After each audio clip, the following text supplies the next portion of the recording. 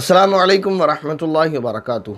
पहला सवाल है मोहतरमा मुस्लिमा साहिबा का, सवाल कर रही हैं। अस्सलामु अलैकुम मुफ्ती साहब। वालेकुम अस्सलाम वरहमतुल्लाहि वबरकातुहू। काजल और साहिल नाम के माना बताएं प्लीज़। काजल और साहिल ये दोनों ही नाम नहीं है, लोग रख लेते हैं और इसका कोई माना नहीं है। काजल उस मटेरियल को कहते हैं जो आँखों में लगाया जाता है, जो आप जानते ही, बताने की ज़रूरत नहीं है। और साहिल कहते हैं समुद्र या दरिया के किनारे को। तो ये कोई नाम नहीं है, लेकिन लोग रख लेते हैं। इसके बाद मोहतरमा सना खान, एक वीडियो है हमारी जिस पर हमने ये बताया था कि सूरह मुल्क रात को इशा के बाद पढ़ना चाहिए, उसकी फ़जीलत क्या है और किस वक्त उसको किस तरह पढ़ना चाहिए। उस पर कमेंट करते हुए पूछ रही हैं, इतनी जल्दी नींद भी तो नहीं आती 12 बजे से पहले, तो क्या फ़ोन के अंदर सूरह मुल्क और सूरह बकरा की आखिरी 2 आयत पढ़ सकते हैं? प्लीज़ रिप्लाई करें। फ़ोन के अंदर आप पूरा कुरान करीम पढ़ सकते हैं, तो सूरह मुल्क या सूरह बकरा की आखिरी 2 आयत पढ़ने में क्या परेशानी है? लिहाजा आप उसको पढ़ें, लेकिन बस इतना ख्याल रखें अदब और एहतराम के साथ।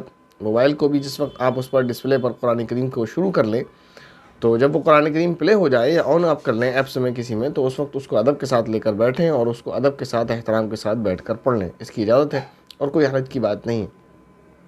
और अगर सवाल आपका ये है कि इशा के फ़ौरन बाद नहीं पढ़ सकते, तो क्या 12 बजे से पहले जब हम सोते हैं तब पढ़ सकते हैं? तो जब चाहे आप पढ़ें, सोने से पहले उसको पढ़ सकते हैं। इसके बाद मोहतरमा सना सवाल कर रही हैं, अस्सलाम वालेकुम मौलाना साहब। वालेकुम अस्सलाम रहमतुल्लाहि व बरकातहू। प्लीज़ मुझे जवाब दीजिए। मेरा नया घर बना है 3 महीने पहले। अल्लाह ताला आपको ये घर मुबारक करें।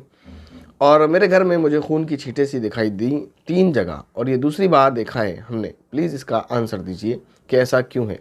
क्योंकि हमारा घर पुराना पूरा बंद है, तो कोई पंछी वगैरह नहीं आ सकता है। प्लीज़ आंसर ज़रूर दें, आपको अल्लाह का वास्ता।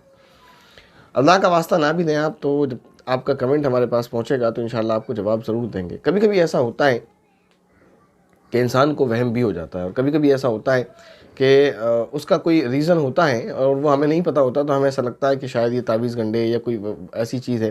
जैसे आपने कहा कि हमारा घर बंद है तो कोई पक्षी वगैरह नहीं आ सकता है। किसी भी तरह से ऐसा हो सकता है, और कोई ज़रूरी नहीं है कि वो खून ही हो।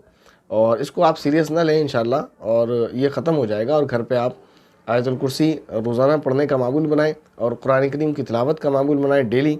और जितना जल्दी हो सके आपको, आपके सारे घर वाले लोग, घर के लोग मिलकर एक मरतबा, आपके घर में फैमिली में 3 लोग हैं, 4 लोग हैं, 10 लोग हैं, जितने भी हैं, या जितने पढ़ना चाहें या जितने पढ़ सकते हैं, सारे लोग मिलकर बैठ जाएं और सूरह बकरा सभी लोग पढ़ें। तो जितना जल्दी हो सके आप कम से कम एक मरतबा सूरह बकरा की तिलावत अपने घर में करें, और उसके बाद अल्लाह ताला से दुआ करें, तो अल्लाह ताला आपको, आपके घर को तमाम ही आफ़तों से, बलाओं से और शयातीन के शर से महफूज फरमाएंगे।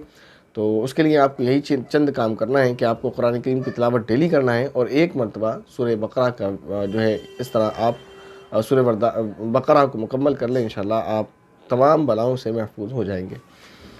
इसके बाद एक भाई हैं, और उन्होंने नाम वाम नहीं लिखा है, और उन्होंने लिखा है कि आपकी वीडियो क्यों नहीं आ रही 2 दिन से। 2 दिन से नहीं, काफ़ी दिन से वीडियोज़ नहीं आ रही हैं। लास्ट संडे से कोई वीडियो नहीं आई है, और 1-2 वीडियो बस आई हैं। तो उसकी वजह रही है, रीज़न रहा है, जो काफ़ी लोगों को मालूम है। इसके बाद भाई शमसुल हक का सवाल है, अस्सलाम वालेकुम रहमतुल्लाहि व बरकातहू। वालेकुम अस्सलाम रहमतुल्लाहि व बरकातहू। काफ़ी बड़ा इन्होंने सवाल किया है। हेडिंग के तौर पर लिखा है मुकम्मल नमाज का तरीक़ा। फिर लिखा है आगे, हज़रत मुकम्मल नमाज की एक वीडियो बनाएं। तो इंशाल्लाह कभी बना देंगे, लेकिन काफ़ी सारे पॉइंट्स उन्होंने लिखे, तो ख्वाहिश ये है कि इन पॉइंट्स पर जवाब दे दिया जाए अभी फ़िलहाल।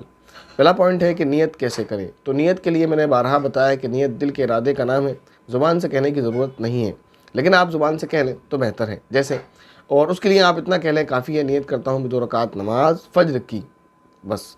और फ़र्द की नियत कर लें, क्योंकि मैं अल्फाज के साथ नियत नहीं करता हूँ, इसलिए मुझे अल्फाज रटे रटाए नहीं हैं, जैसे लोगों को रटे हुए होते हैं कि वास्ते अल्लाह ताला के वगैरह वगैरह। बस आप फ़ज्र की नमाज़ पढ़ने के लिए जा रहे हैं, आपको पता है ये फ़र्द है, आपको पता है इमाम के पीछे पढ़ना है, तो ये दिल में इरादा, यही काफ़ी है बस। खड़े होने का तरीक़ा क्या है? खड़े होने का तरीक़ा ये है कि आपका सीना, आपका फेस, आपके पैरों की उंगलियां सब क़िबले की तरफ हो, सीधी तरफ खड़े हों आप। पैरों के दरमियान 4 उंगल से ज़्यादा का फासला ना रखें, ये मुस्ताहब है। वरना अगर किसी का जो है बदन भारी होता है तो उसके लिए ये मुमकिन तो नहीं है, तो वो जितना रख सके उतना रख ले, कोई हरज की बात नहीं है। मगर ये कि ज़्यादा पैरों को न चीरा जाए, जितना कम से कम करके आसानी से वो खड़ा हो सकता हो खड़ा हो जाए, और दोनों पैरों को मिलाए भी ना। मज़ीद ये कि पैरों की उंगलियाँ इधर उधर भी ना हो, इस बात का ख़ास ख्याल रखें। बाज़ लोगों के पैरों की उंगलियां ऐसे करके जा रही होती हैं, बाज़ ऐसे खड़े होते हैं, और बाज़ लोग जब खड़े होते हैं तो उनका पैर कुछ इस स्टाइल पर होता है जैसे वो स्टाइल बनाकर खड़े हुए हैं, तो बिल्कुल सीधे खड़े हों। और इंशाल्लाह कभी मौका मिलेगा तो प्रैक्टिकली आपको समझा दिया जाएगा। तीसरा पॉइंट है हाथ उठाने का तरीका। तो हाथ उठाने का तरीका आपको बता दिया था कि आप नॉर्मली जैसे आपकी फिंगर्स हैं इनको नॉर्मल रखें, ना इनको बंद करें, ना इनको खोलें, ना इनको टाइट करें, कुछ भी नहीं करना है। बस नॉर्मली आपको हाथ उठाना है, इस तरह से कान की लौ तक ले जाना है और आकर हाथ बांध लेना है। अल्लाहू अकबर कहने का तरीका, यानी हाथ कान तक उठाकर खड़े रहकर अल्लाहू अकबर ख़त्म करना है, ये साथ में हाथ बांधना है। आप अल्लाहू अकबर ऐसे ही हाथ उठाते हुए, जब आप हाथ नीचे हैं आपके, अल्लाहू अकबर कहते हुए हाथ उठाएं और बांध दें इसी तकबीर के साथ साथ। और उसके लिए इतने परेशान ना हो, कभी तकबीर पहले हो जाए या कभी आपके हाथ पहले बन जाएं तो परेशान ना हो, लेकिन साथ साथ करें ये बेहतर है। और वरना फिर पहले आप अल्लाहू अकबर इस तरह कहते हुए हाथ को बांध लें। इसके बाद पांचवा पॉइंट है हाथ बांधने का तरीका। तो हाथ बांधने का तरीका ये है कि आप इस तरह उंगलियां रख लें, ये यहाँ पर कलाई पर, और तीनों उंगलियां इस तरह से, और इस तरह से आपको हाथ रखना है और फिर उसको आप नाफ के नीचे बांध लेंगे। नाफ के जस्ट इतना नीचे, बहुत नीचे नहीं, ये नाफ है उसकी जस्ट यहाँ बांध लें, बस काफ़ी है। इसके बाद लिखा सना और क़िरात का तरीका। तो सना का तरीका ये है कि आप नियत बांधने के बाद जब हाथ बांध लेंगे उसके बाद पढ़ें सुब्हानक अल्लाहुम्मा व बिहम्दिका व तबारक अस्मुका व तआला जद्दुका व ला इलाहा गैरुक। इसके बाद आऊज़ु बिल्लाहि मिनश शैतानिर रजीम बिस्मिल्लाहिर रहमानिर रहीम। इसके बाद सूरह फातिहा पढ़ लें आप। इसके बाद बिस्मिल्लाह पढ़ें, बिस्मिल्लाह पढ़कर कोई भी सूरत जो आपको याद हो वो आप पढ़ लें, उसके बाद रुकू कर लें। आठवां पॉइंट लिखा है रुकू जाते वक्त तकबीर कहना है, या तकबीर ख़त्म करके रुकू में जाएं, या तकबीर के साथ रुकू में जाएं। यहाँ भी वही बात कहूँगा कि आप तकबीर कहते हुए रुकू में जाएं। रुकू की तस्बीहात कम से कम 3 मरतबा आप सुब्हान रब्बियल अज़ीम, सुब्हान रब्बियल अज़ीम, सुब्हान रब्बियल अज़ीम पढ़ लें। इसके बाद एक सजदा ख़त्म होने के, सजदा आ गया, अच्छा, रुकू से उठने का तरीका। तो रुकू से उठने का तरीका ये है कि नॉर्मली आप सीधे खड़े हो जाएं और समी अल्लाहु लिमन हमीदा कहते हुए, अगर आप तन्हा नमाज़ पढ़ रहे, या अगर इमाम के साथ हैं तो रब्बना लकल हम्द कहते हुए, और उसमें बेहतर ये है कि अल्लाहुम्मा रब्बना व लकल हम्द कहें आप, या फिर दूसरे नंबर पर रब्बना व लकल हम्द कहें आप, या फिर तीसरे नंबर पर रब्बना लकल हम्द कहें आप, जो भी आप कह लें। और इसके बाद दुआ पढ़ लें हम्दन कसीरन तय्यबन मुबारकन फ़ी, ये मुस्ताहब है, अगर आपको याद हो तो आप पढ़ लें। इसके बाद कहते हैं कि सजदे में जाते वक्त तकबीर ख़त्म करके सजदे में जाएं या तकबीर के साथ सजदा करें। उसका भी जवाब यही है कि साथ साथ अल्लाहू अकबर कहते हुए आप सजदे में चले जाएं। कहते हैं सजदे की तस्बीहात सुब्हान रब्बियल आला 3 मरतबा आप कम से कम पढ़ लें, ज़्यादा से ज़्यादा आप जितना पढ़ना चाहें, कोई पाबंदी नहीं है। एक सजदा ख़त्म होने के बाद तकबीर कहना पड़े, तकबीर कहें कहाँ पढ़ना है, सजदे में या सजदे से सर उठाकर पढ़ना है। तो ऐसे ही अल्लाहू अकबर कहते हुए आप सजदे से सर उठाएं। इंशाल्लाह कोशिश करेंगे जल्द ही प्रैक्टिकली आपको समझाया जाए। बैठने के बाद की दुआ, जब आप जलसे में बैठ जाएं तो बैठने के बाद जो दुआ है अल्लाहुम्मा गफिरली वरहमनी वहदनी वआफ़नी वरज़ुक़नी वरफ़अनी वजबुरनी, ये दुआ आप पढ़ लें।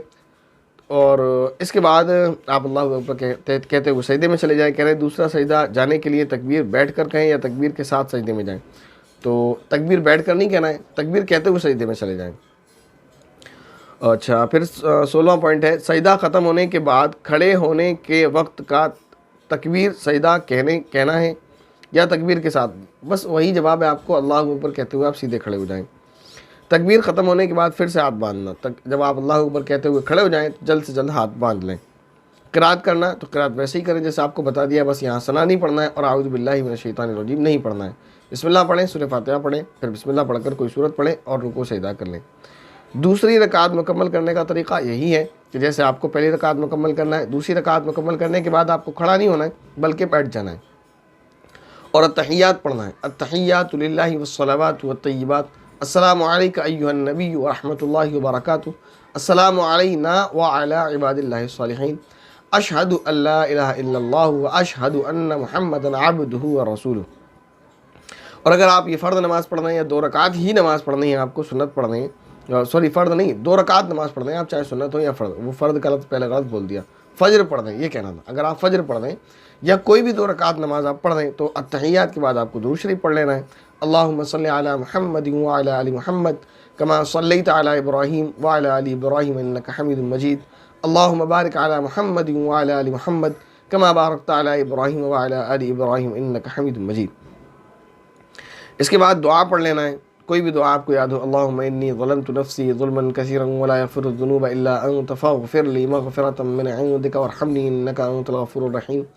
या फिर रब्बना आतिना फ़िद दुनिया हसनह व फ़िल आखिरति हसनतन व क़िना अज़ाबन्नार। जो भी दुआ आपको याद हो वो पढ़ लें।